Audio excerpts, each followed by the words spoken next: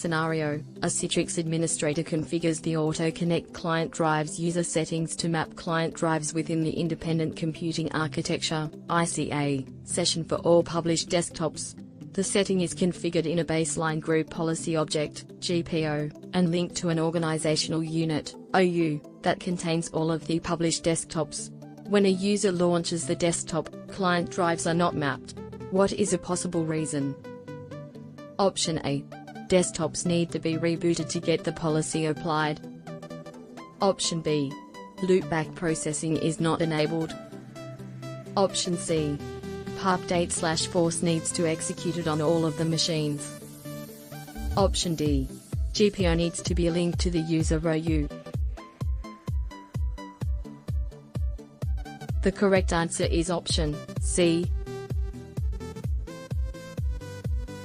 Scenario: a company maintains a Zen desktop infrastructure with a standalone licensed server. Recently, the licensed server had a hardware failure and can no longer communicate on the network.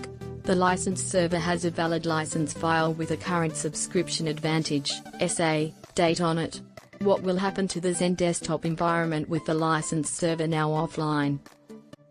Option A: users will immediately be unable to connect to their resources. Option B: the licensed server will enter a 30-day grace period in which all user connections will work. Option C: users will have limited connections available during a 30-day grace period. Option D: the licensed server will enter a 90-day grace period in which all user connections will work. The correct answer is option A. Which Citrix component acts as Secure Ticket Authority (STA) in a Zen desktop environment? Option A: NetScaler Gateway. Option B: Licensed Server. Option C: Storefront Server. Option D: Delivery Controller. The correct answer is option A. Scenario: a Citrix administrator needs to implement new security standards to protect all internal users' username and password information within the Zen desktop infrastructure.